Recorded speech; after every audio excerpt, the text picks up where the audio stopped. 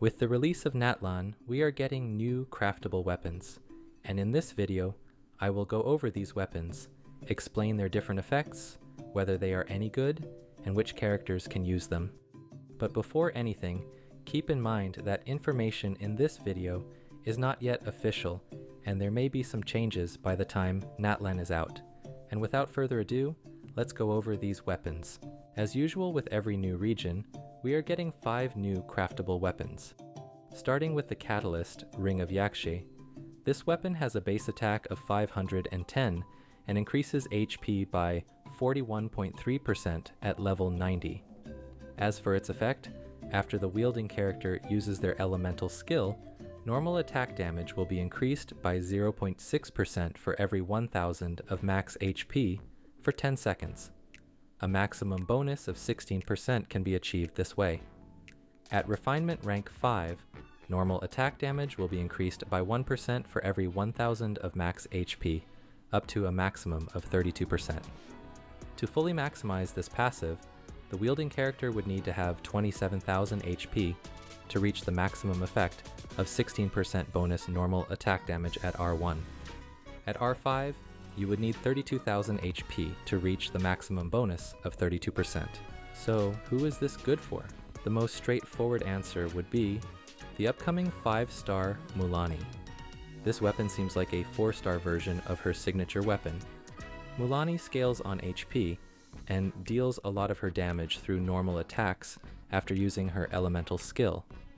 Ring of Yaxche is Mualani's best craftable option.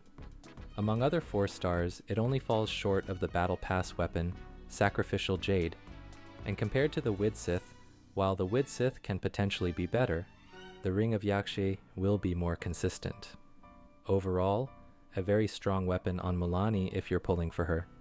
As for other HP scaling Catalyst characters like Neuvillette, it's not that good. Neuvillette deals charged attack damage, and this weapon increases normal attack damage.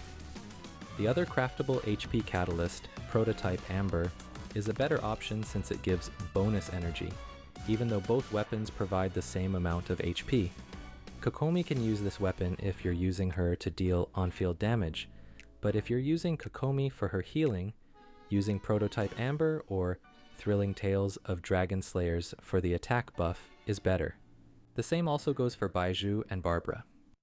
Moving on to the bow, Chainbreaker. This weapon has a base attack of 565 and increases attack by 27.6% at level 90.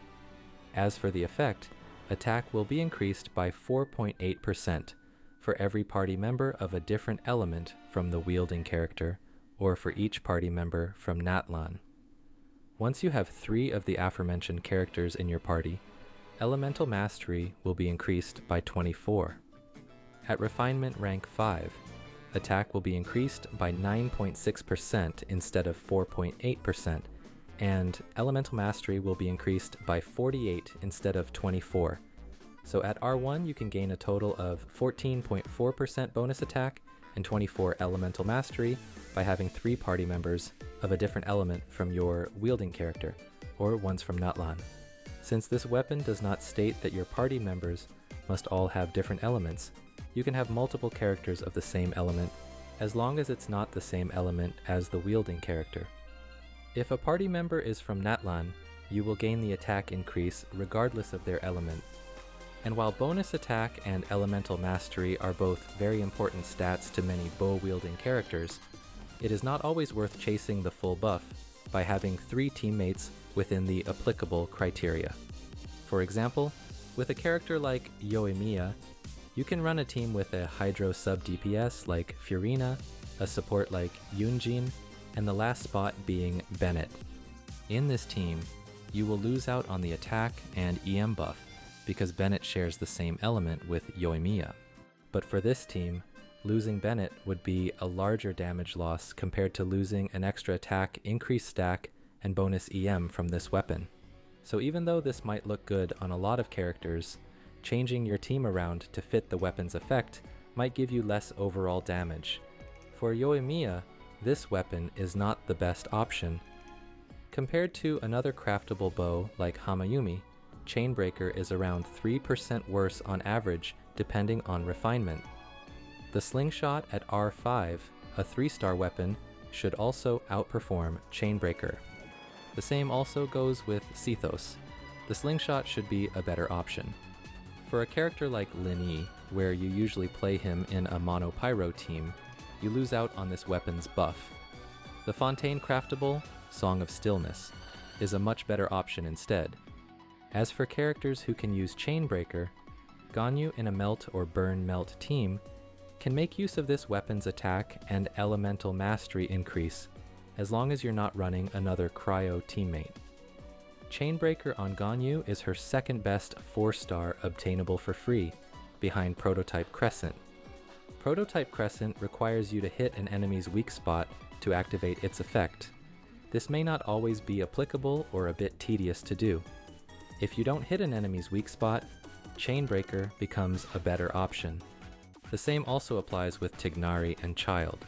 Chainbreaker should be a decent option for both if you can get the elemental mastery buff. This is also a decent option for Fischl's off-field damage. With 3 teammates of a different element, or from Natlan, this weapon is on par with the Fontaine Craftable Song of Stillness, with both weapons being better than other 4-star options. Song of Stillness requires a healer in your team to get the most out of it, and Chainbreaker requires 3 teammates of different elements. So both weapons have their drawbacks, but if you are able to get the most out of them, they should be doing practically the same damage, so it's pretty much up to you and the teams you're running.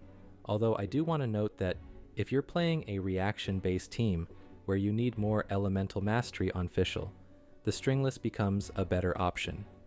Moving on to the new Natlan sword, Flute of Ezpitzal.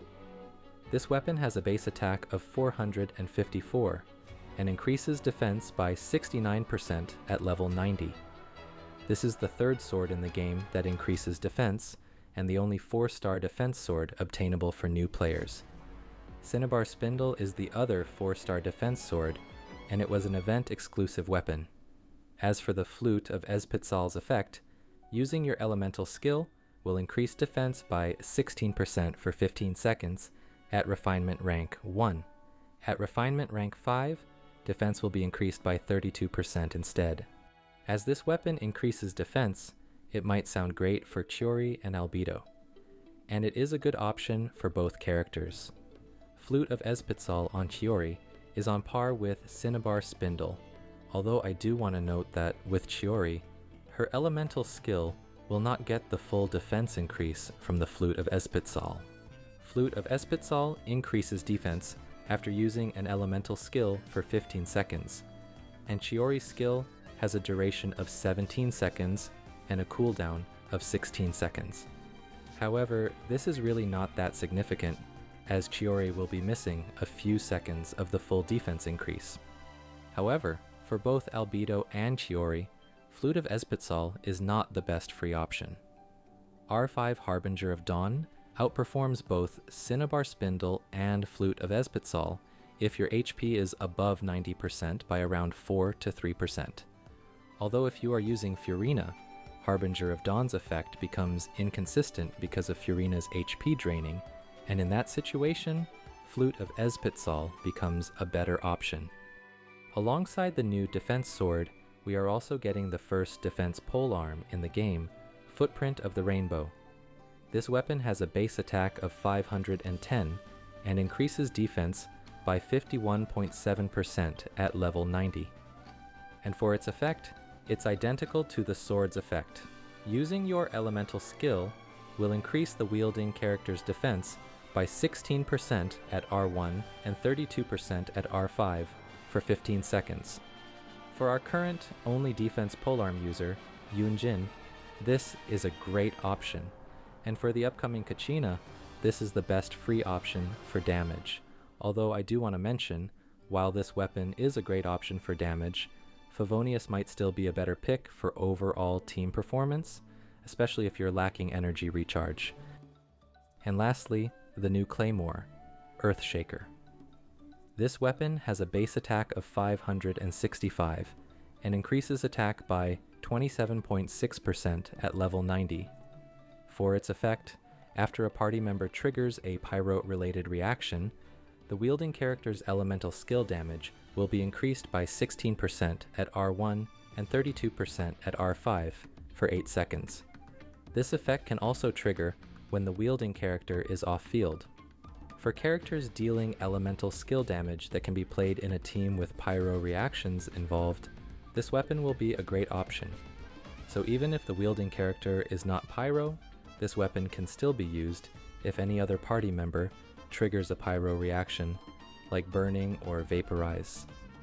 For the upcoming kinich who can be played in a burning team, this is a great option. It's his best 4-star option, aside from the Battle Pass weapons. Similar to Mualani, this weapon, Earthshaker, also seems like a 4-star version of Kinich's signature weapon. This weapon is also a great option for Diluc, and even for Dea's elemental skill damage. As for other characters like Ga Ming, this is not the best option.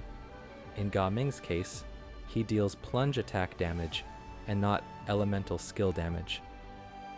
Overall, the upcoming craftable weapons from Natlan look very interesting, and are decent options for many characters. They even allow us to speculate on future characters coming out in Natlan, as with the addition of new defense weapons, we might be getting more characters that scale on defense. And that's all for this video. This is my first video in a while, and the first one on Natlan. I'm very much looking forward to Natlan's release, and I hope this video served as a helpful introduction to the new craftable weapons coming with the new region. Thank you for making it till the end, and thank you for watching.